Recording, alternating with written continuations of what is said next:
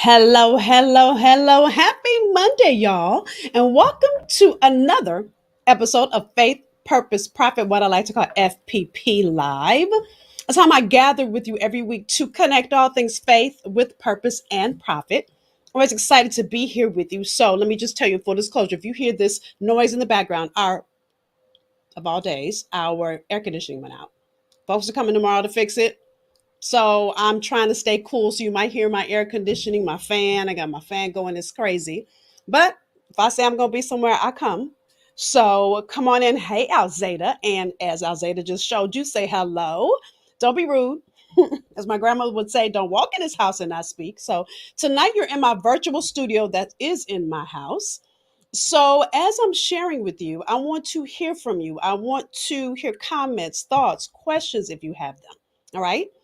So tonight I'm continuing in a series we started a few weeks ago. The series is called Income with Impact. This is part 3. And the question is, can you handle it? When you get the thing you greatly desire, the vision, the promise, the purpose, the whatever that is for you, when you get to it, the question is, can you handle it? Or I could even say, can you stand to be blessed? Oh, we about to go in on this one. And I think so many people will say, oh, I can handle it. But you don't realize all that comes with the great things that you want out of life. So if you remember, just a quick review, part 1, we talked about the power, or we talked about income with impact, but we really looked at the power of your serve and really looking at all of the environment and the people, places, and things you have around you. And then last week for part 2, we talked about a delay as an actual indicator for business growth. Why? Because it's giving you an opportunity to shift your perspective. Listen, God is always looking for us to go to new levels, new heights. And so the question is, are you going to stay the OU to get there? It's not possible. And so if you missed either of those conversations, I want to encourage you to go and listen, because the way I teach, those of you that are here with me week after week, you know what I'm getting ready to say. I teach the way I teach, everything builds on the next. So again, this is a 7-part series, and we're looking at, can you handle it? Now, Joseph is our guide through this series, but here's what I want to ask you out of the gate. Think about it. Have you ever thought about this, is what I should say. Why do people go to medical school and then they don't just start practicing medicine right after? Why do they have to do a residency before they go into practicing actual being a doctor and having their own practice? Because they want them to actually take what they've learned in the books they've read and actually implement it for some time, because there'll be some things they learn, some things they unlearn, some things they realize they didn't really know from just reading a book. One of my good girlfriends I've known since I was 5 is a doctor. And I remember she was actually chief resident. And she's walking, and she told me this story. She's walking with a patient down the hall, and her patient starts to have a seizure. And so she starts calling for a doctor. Doctor, we need a doctor. And the nurse said, excuse me, doctor, you are a doctor. She was like, oh, that's right. So there are things you've got to learn in the newness of this thing. So even though God is giving you the gift, you need it to grow in order to be able to go. You got to grow to go where God is sending you. So continuing with Joseph's story. Well, first, let me read this to you. This is a quote by Thomas Carlyle found as I was doing the research for our conversation today. Adversity is sometimes hard upon a man or a woman, but for one man who can stand prosperity, there are 100 that will stand adversity. Let me say that one more time. For one man who can stand prosperity, there are 100 that will stand adversity. What do you think that means? Think about that for a minute. See, when you get to a certain level of success, there are things that come with that level of success. And if you're not ready for them, you will crash and burn. There are things, Alzada says, the application process of what you learned, more practice, more progress, more growth, right? But even beyond the application, there are things that will happen around you that may tempt you to do things in a way that you should not be doing them. And that's really our conversation for today. When I talk about, can you handle it, you get to a certain level and you think, oh, well, I can shortcut. Now, how many people have you heard about on TV that are suing doctors for malpractice? People that have had surgeries that were incorrect because the doctor did it the cheap way. People that have died from surgeons that did surgeries because a surgeon didn't do it the right way. That is this whole conversation I'm talking about. That's one of the reasons why they actually have them go through a whole residency to make sure they understand the laws and the appropriate way to do it. Now, some people are going to try to take shortcuts, but I'm going to tell you right now, a shortcut is never going to give you all that you need to be able to stand the level that God is taking you to. Okay? Listen, I want everything God has in store for me. So if I have to learn the lessons, I'm going to stay. I want to learn it fully and completely so I can be ready to be blessed, so I can handle it. So going back to Joseph as our guide. Oh, wait, let me read this. See, I'm getting excited. I want to go in. I'll already go in. First Peter 5:8 says this. Again, First Peter 5:8 says, be sober, be vigilant, because your adversary, the devil, walks around like a roaring lion, seeking whom he may devour. See, the enemy does not want you to bless all the people you will bless when you get to the level of success that God has for you. That's why I have this whole rich and profit conversation. It's not about monetary gain as in the way the world sees it. See, when I make more money in my business, I can serve more people. So the more my business grows, the more I'm able to bless people that need me the same way for you. You think the enemy wants that? So he's going to take every chance he gets to throw you off your path.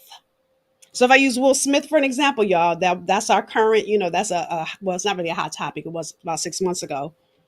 But even with Will Smith, what Denzel said to him in that moment. Now, those of you that don't know what I'm talking about, first of all, where you been? But I'm talking about the Oscar slap. Here's what Denzel said to Will after that moment. He said, at your highest moment, be careful. That's when the devil comes for you. And in that moment, tarnish his whole brand. So I talked about shifting perspective last week. So on the other end of that, it also in that moment, because he didn't stop. And remember, E plus R equals O. Emotion plus response equals outcome. We talked about that last week. So if you didn't see it, go look at it or listen to it. But the enemy knew, or the enemy knows the place to go with your emotions that will throw you off. Oh, and he'll keep trying. He'll try a little this and a little that and a little this. And so that's the exact place that we now find our character, Joseph. Okay. So going back, now we've been using Joseph, and so I'm trying to go in chronological, even though the first week I didn't, kind of going in order. So now we're at Genesis 39:6 that says, so it was from the time that he had made him overseer of his house. It's talking about Potiphar made Joseph overseer of his house and all that he had, that the Lord blessed the Egyptian's house for Joseph's sake. And the blessing of the Lord was on all that he had in the house and in the field. I want y'all to get this. Thus, he left all that he had in Joseph's hand, and he did not know what he had except for the bread which he ate. He trusted Joseph so much that he didn't even have to take stock and keep up what he had because he knew Joseph had it. He knew Joseph had his back. He knew Joseph would take care of his house. And then the very next sentence, it's not even a new verse, y'all. This is still verse 6. So let me start verse 6 again. Verse 6 says first, thus he left all that he had in Joseph's hand, and he did not know what he had except for the bread which he ate, which speaks of how much Potiphar trusted Joseph. Now, before I tell you the next sentence, listen.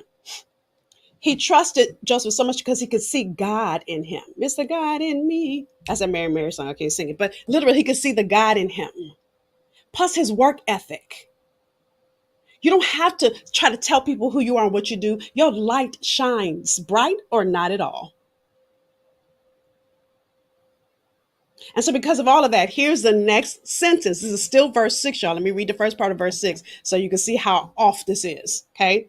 Verse 6 starts with, thus he left all that he had in Joseph's hand, and he did not know what he had except for the bread which he ate. Now Joseph was handsome in form and appearance. What's that got to do with anything? Just all out of a sudden, you're going to tell us that Joseph is fine?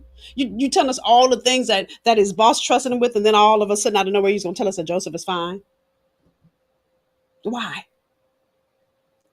Because I want you to get that all the favor that Joseph had, all of the status, all of the command he had under his fingertips, plus he was fine. Come on, y'all. Do I need to put it together, or are y'all following me? Okay. So that means temptation was coming.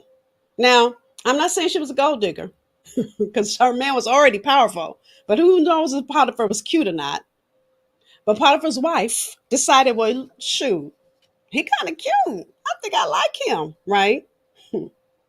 So here's what happens next.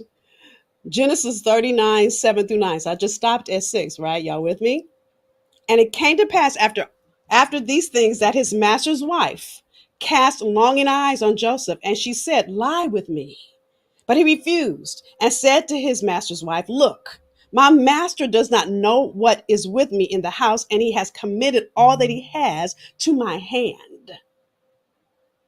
There is no one greater in this house than I, nor has he kept back anything from me but you, because you're his wife. How then can I go do this great wickedness and sin against God? Now, see, he could have easily said, okay, because who would have known? Nobody was in the house and the master was gone. And I'm sure he knew when his boss, I hate to say master, but his boss was coming back. So he had a loyalty to God and to his boss, to the role he knew God put him in. I need you guys to get this.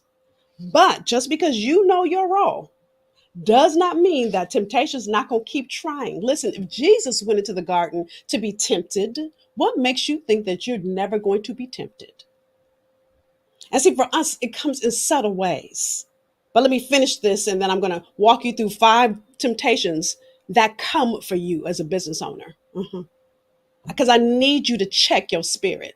As my phenomenal cousin Media would say, check your spirit, check your motives, check why you want it. So it's not just can you handle it, why do you want it in the first place? Because if you're doing it for the right reasons, you can say focus on your why, which is bigger than just purpose. When other things come at you, like the college, was it all the celebrities that had that college scandal with their kids? Oh, that was easy for them to try to cover up. And yet, listen, as my grandmother used to say, and I'm sure some of you guys had grandmothers that said this too, whatever happens in the dark will always come out in the light. Even Bernie Madoff, that whole Ponzi scheme that happened years ago. And then we found out he wasn't the only one. There was other Ponzi schemes happening too. I don't know what makes people think, oh, I'm gonna be the one that's not gonna get found out. No, boo. When you do your dirt, it's always gonna come to the surface. Dirt always comes to the surface, always. So you've got to really think about who you are and why you would even say yes to that. Because that would dissipate everything, just like it did for Will Smith. I'm curious to see if he's gonna have a comeback. I'm just saying, right? So what happens next? Genesis 39, 11 through 15. Now, I skipped a couple of verses, right? You guys can go read the whole chapter 39. But listen, his wife was not taking no for an answer. She kept trying and trying and trying and trying. That's what the enemy's going to do. It's not going to ever be easy. But it happened about this time when Joseph went into the house to do his work, and none of the men of the house were inside. It says was inside, but it should be were inside. That she caught him by the garment, saying, lie with me. But he left his garment in her hands and fled and ran outside. And so it was when she saw that he had left his garment in her hand, excuse me, oh, that's right. When she saw left his garment in her hand and fled outside, that she called to the men of her house and spoke to them, saying, see, he has brought it into us a Hebrew to mock us. He came into me to lie with me, and I cried out with a loud voice. And it happened when he heard that I lifted my voice and cried out that he left his garment with me and fled and went outside. So Sister Girl just straight up lied. She just made a crazy lie up because she wanted revenge because of what he did. Because he was more committed to being a man that God created him to be. He was more committed to his character. He's more committed to stay true to who he knew he was, than to have a minute of satisfaction. And we all will have our opportunities. Oh, I can tell you times and times that this has happened to me. Times where I worked on big TV shows and a celebrity of the TV show tried to talk to me. And then when I said I work for you, I can't date people that I work with. Do you know he has the nerve to say, well, you don't have to work? I'm not that kind of woman. So had I said yes to that, let's say I dated him. Number one, I would have messed up my entire brand in the entertainment industry when I worked in the entertainment industry. But I'm sure it wouldn't have worked out because I would have only been dating him for his money, not for who he was. And when you date people or you do things for the wrong reason and it never works out the way you want it to, the way you planned, the way you thought it might. I can go on and on about all kind of temptations I've gone through. But here's what I want you to get. We talked about vision last week. And really we talked about, and I read this Bible verse, Habakkuk 2:3. For the vision is yet for an appointed time, but at the end it will speak and it will not lie. Though it tarries, wait for it. It's in that tarry where the temptation happens. It's in that tarry that many people fail. Businesses fail, or motivation fails, or self-control fails, or y'all are getting a point. And so our conversation for today, and I really need you guys to check this because it happens so subtly. Sometimes you don't even realize what's happening. So I'm going to give you some homework to check that. But before that, I'm going to walk through the 5 temptations that happen in business and you don't even realize it. Okay. And I really want you to be honest and have an honest conversation with yourself, because if you say, well, I would never do that, or I've never gone through that, then it means it hasn't happened yet, because it will. And it means for some of this, it may have happened and you didn't even realize what was happening. As long as we're in this flesh, the enemy is going to try to stop us. As I said, 1 Peter 5:8 says, be sober, be vigilant. Because your adversary, the devil, walks about like a roaring lion, seeking whom he may devour. Think about what those words say. Be sober. Now, what sober mean? Now, I didn't look up these definitions, but think about what sober means. It means having some sense about you. Be vigilant. You've got to always be watching and be mindful. Always. I remember getting a call. I worked for a big celebrity brand. Well, let me just say, I worked for Steve Harvey a couple years ago, and I helped him with his Act Like a Success division. And I stopped doing it because he stopped doing that. Okay, great. He decided to do some different programming, and his team called and asked would I create all the programming for his whole program. Now, let me tell you, that 6-figure number that was on that offer almost made me say yes. Let me be all the way real. But as a question was being asked, I could feel in my spirit the no. Why? Because that no would have kept me from serving all of you.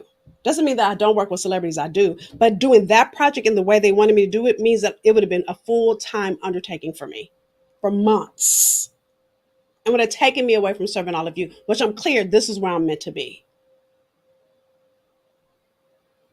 And even when I told his team member no, she said, are you sure you want to think about it or pray about it? I said, no, I'm clear.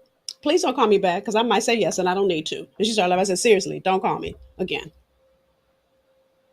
You've got to really, really take time and sit with yourself and get clear on why. Why are you wanting to start a business, or why do you have business altogether? Because when things go wrong, and they will, and if anybody tells your business is going to be perfect and you ain't going to never go through anything, they're lying to you. Now, here are 5 places that if you haven't been tempted, oh, you will, trust and believe. And if you haven't, then I want you to be mindful. Okay. So temptation number one, choosing status over results. Sometimes your ego is in the way. Now, many of you guys that have been here, you know, I've talked about the fact that the reason my business failed for 17 years is because what? My ego was in the way.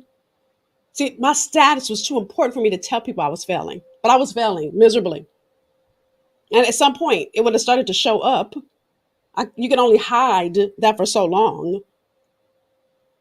See, listen, you're given titles, but you earned respect. And your title doesn't say who you are, just doesn't. So temptation number one is choosing status over results. That can also look like I'm staying in this job because perception, I'm worried about what other people will say when I leave this to do this. Which, by the way, was something I had to really fight through. My job in entertainment, I was doing great, making great money, living a phenomenal, listen, going to all the parties, bumping elbows with all the stars. And when God called me to this in 1993, there was no such thing as a coach. So I didn't even know what to call this thing. But I knew that God was calling me to do this thing. And the reason I'm saying this thing is because that's what I said to my friends. I'm doing this thing. Well, what is it? But you get ready to get a master's degree in social work, because that's what I thought I was doing. That's what I thought it was called. See, I was willing to do whatever it took to be obedient to my calling. I didn't care anymore about status. My I cared about my result for God, because ultimately when you die and get to meet the maker face to face, will he say job well done, or will he tell you to go back, girl? Or will he say, what happened? You didn't do it. You didn't finish. You didn't start. What happened? Thank you, Alzada, writing the notes. Choosing status over results. Thank you. Thank you. Right? That's number one. Okay. Number two.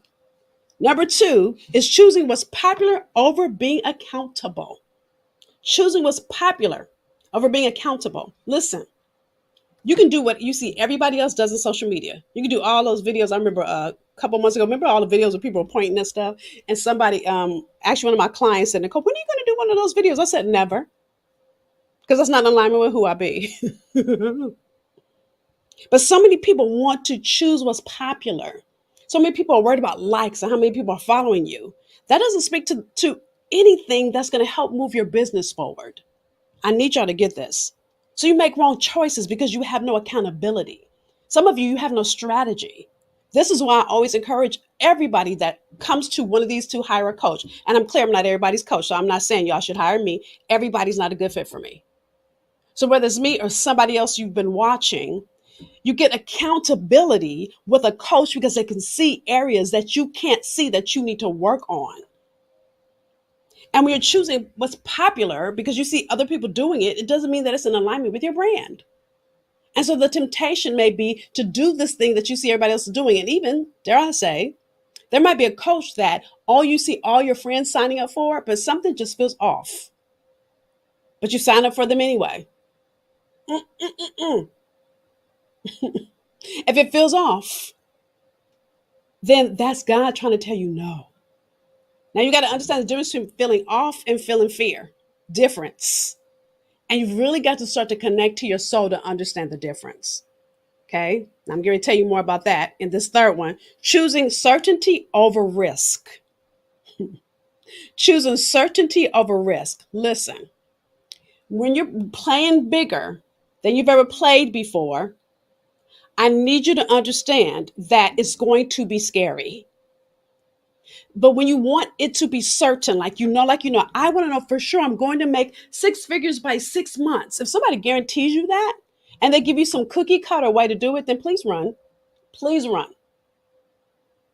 They can guarantee if you do this work and you follow what I give you, we're going to grow your business.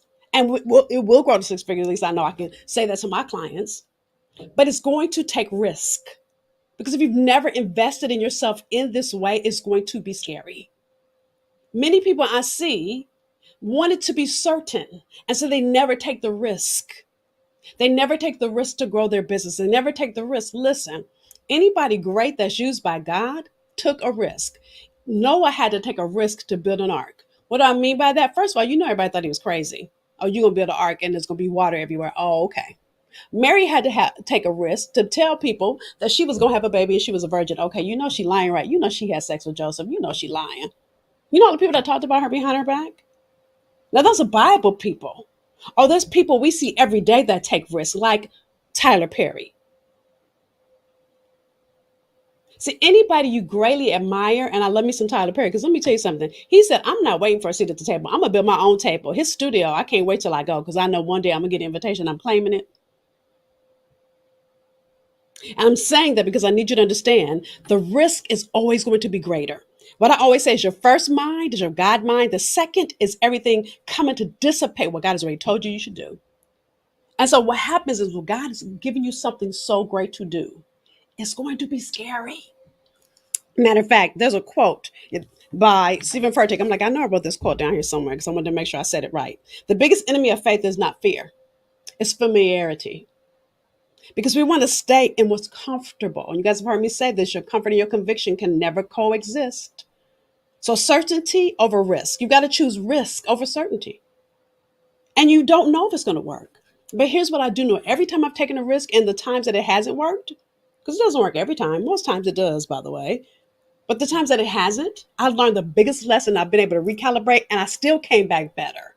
Because it was in the middle of that failure that I learned the greatest lesson to grow me and my business. Number 4, choosing easy over investing. Now, these are 3, they sound similar, but they really aren't. So let me say them again. These three that sound similar: popular over being accountable, certainty over risk, investing, easy over investing. Certainty means you can see it. It means that you know certain. Easy means that, oh, I can do that no problem. Y'all see the difference? Oh, I already know how to do that. So yeah, I can do that. There are areas that God is calling me to right now in my business that I am in complete overwhelm. And it's in a new arena that I'm not working in right now. And every time I think about it, I think, ugh, am I gonna not do it? No. I've already found a coach that I'm hired. I told her, let me get through, be the answer. Those of you that know I have an event coming up, let me get through that, and then we're gonna work on that. Because I know that it's not gonna be easy. I've got to invest if I'm gonna grow because I've never done it before. And every time I think about it, I sit in overwhelm. I even tried to tell my husband, can I just hire you to do that? And he's like, no. Say, I'm trying to do easy. I was like, okay, that's me doing easy, Nicole. Stop it, stop it, stop it. Learn it and stop trying to find easy. Listen, as long as we're in this flesh, we're always going to battle with our flesh. And some of that is your flesh fighting for you to stay in comfort or fighting for you to stay in what you know. And here's what I want you to really think about. When you first graduated from high school and you started your career, those of you that went to college and then you went to graduate school, did you know what the heck you were doing when you first started your career? I know I didn't. But I had a hunger in me. But I also was in my 20s and I had no inhibition because I had no life experience to tell me, ooh, don't do that. But as we get and grow and we become more seasoned and we've gone through some things, what happens is we have these jaded glasses on and we let our past dictate our future. Oh, the enemy knew where you were going in the future, just like God knows. And I believe, like the two men I dated before my husband, I promise you, I was in the same movie. Y'all have heard me say this. Those of you that have been in my camp, I was in the same movie, and I kept saying, "Can I stop starring in this doggone movie?" It wasn't until I shifted my own perspective that I met my husband the next day. But it wasn't their fault that I kept being in the same movie. It was mine. I wasn't doing the work to grow me. I kept blaming them, and it wasn't their fault that I was making the same choice over and over again. Y'all getting my point? Listen, one of my favorite movies I saw in COVID was the Clark Sisters movie. And one of my favorite quote in that whole movie is Dr. Maddie Moss Clark, the patriarch of that family. She said, oh, we don't do easy, we do excellent. Excellence requires sacrifice. Excellence requires you to invest time, talent, and treasure. Will you do what it takes to grow to your next and not accept status quo or mediocre or good enough? Number 5 is choosing perfection over vulnerability. Again, you won't ever be perfect. I always say, I'll be perfect. When I am perfect, I'll be sitting next to Jesus. You get there before me, save me a seat, right? See, nobody wants anything fake unless it's hair or nails or eyelashes. People don't invest in fake. They just don't. And if they see that you're being fake, they will run from it. And we're trying to be perfect and not show that you too have tragic flaws. People can see through that and say, they feel like something is off about you. Well, it's the fakeness of you trying to portray that you're perfect. And I need you guys to understand these 5 areas. Again, let me read them again. Choosing status over results. Choosing what's popular over being accountable. Choosing certainty over risk. By the way, no risk, no reward. Choosing certainty over risk. I said that already. Choosing easy over investing in what you need to grow. And then choosing perfection over vulnerability. Those are the 5 temptations that will cause your business to fail. So you need to check where you are. And let me give you a little homework, okay? Now, I got more for you. Now, two ways this week I'm going to give you more. Number 1, I want to invite you into part 2, and then I'm doing a series. Let me tell you about that first. I'm doing a series. Now, this week will be part 2 in the series. The series is called My Rich Journey. Now, listen. The reason I decided to do My Rich Journey is after we finished my, Rich in Your Niche Summit, we got emails and inbox messages. You guys know I told you about this last week. You guys were asking us questions about why this or how this, and everything was bumping up against 3 areas that are bumping up against these 5 I just shared. So this 7-part series plus this 4-part training I'm doing with you. So this 7-part series, I'm talking about the environment. that's around your business, the principles you need to truly get clear and activate to have a successful business. But in this 4-part series, I'm giving you tools to activate to grow your business. Two different things, y'all. Okay. So part week 2 is this Thursday, September 1st. 1 p.m. EST. If you hear this and say you listen to this and it's after Thursday, listen, the replay will be up there. I'm going to guarantee at least a week. We'll see how I feel if I leave it up longer than a week. But it's in my Facebook group. So you've got to join the Facebook group to be able to partake in this series, thebrilliancetribe.com. And yes, I ask you questions. And I ask you those questions because, listen, if I'm going to be completely honest with you, I ask you questions about your business because I want to know who you are so I can serve you. Hello. So again, that's this Thursday, 1 p.m. Come have lunch with me. You can't have lunch. Come back and watch the replay. But let me tell you a secret. I give you a gift every week. So you want to come on the day of. I'm just saying, even if you got to watch the replay, watch it the day of because you won't get the gift the next day. All right. So with that said, let me give you your homework. And then, we have part 2 to this conversation. I'll tell you about that. So here's your homework. Now, if you've been around me, I talk about we're not human beings, we're human doings. We focus so much on what do we need to do, what do we need to do, what do we need to do, that we don't sit in our being. So if you're going to shift your motives and really check your motives, check why you want it, check if you can handle it, check can you stand to be blessed, check your spirit. And in whatever time you spend time with God, I want to encourage you, if you don't already journal, pull out a journal. And if you do, then I'm adding to your journal work you do every day. There are 3 things, and listen, I got these 3 things, and her sermon had nothing to do with this yesterday. Sarah Jakes Roberts, I'm giving her credit for these 3 words. When she said those 3 words, they resonated with me so heavy, I wrote them down. And listen, when something resonates with me heavy, I'm always obedient. I don't know what I'm going to use it for. And I was writing these notes. I was like, oh my God, that's what it's for. Now, her sermon had nothing to do with what I'm talking about right now. Okay. What kind of did, but not really. So listen, in your being time, I want you to look at 3 things. And when I say these 3 in the course of your day, or as you're building your business, or if you feel like you're at a crossroad and you're trying to figure out what your next best move is to start or grow your business. Do you need insight, which is the power of acting or seeing into a situation, which you've got to pray for God to show you inside of a situation? Do you need insight? Do you need hindsight, which is looking at the events that happened after? So looking at something and the way it happened, if you stuck in that temptation, or maybe you've been in the easy place and you're having a hard time shifting, or maybe you've been in this certainty place and you got to get outside of comfortable. Then sitting with that and really looking at, why am I fighting to stay in comfort? I guarantee you there are roots present. That's why, by the way, those of you that are joining me and Be the Answer, I give you the masterclass, Rich in Your Niche, because we begin to look at that. Because if we don't dissipate that, yeah, you won't ever get to where God has for you. The third is foresight, looking forward. So that's in alignment with your vision. If like one of my girlfriends emailed me about going out this weekend, and I'm working on some stuff, and I said, well, I don't know if I can go out this weekend because I'm trying to get all this stuff done because I have company coming to town next week. She's like, girl, you could take a break. No, I'm committed to get this done. So when my company's here, I can be fully present for them. See, that's me having foresight, planning so I can be fully present for them and thinking ahead.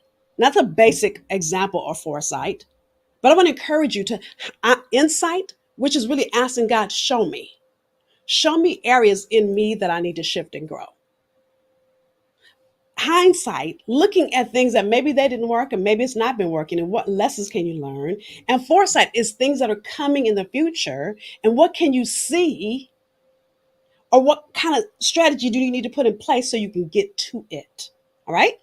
So that's our conversation for this week. As you know, we have part 2 tomorrow in Clubhouse. Oh, that's only part 1, y'all. Oh, I got more to give you. You know how I do. So think about those 3. Think about if any of these 5 areas I've shared with you thus far, you're bumping up against, and how you can learn and grow. Because when I ask you, can you handle it? God is looking at, can you handle it? And we'll continue in Joseph's story.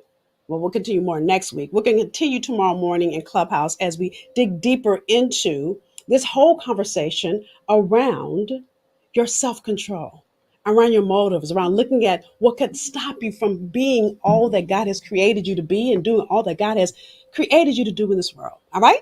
So, with that said, have a phenomenal rest of your evening. I look forward to seeing many of you tomorrow morning on Clubhouse, fppbreakfast.com, 8:30 a.m. EST. And listen, if you have questions, if you have thoughts, if you need coaching around any of what I've shared you, please, the thing I love about Clubhouse is I can actually hear you and you can ask me questions. All right. So, as I do at the end of every episode, I want to ask you to do one of two things. One, share value you got out of our conversation today. Share value you got. Second is if I gave you any value, please share it. Not because I'm trying to grow my likes or any of that, but there are other people in your tribe that you don't even realize need this content. Maybe they too are growing a business or whatever it is in between. And the only way that people hear about me is if other people share. All right. So, with that said, again, it's been my honor and my privilege. I look forward to hearing many of you on Clubhouse in the morning for part two. Talk to you soon.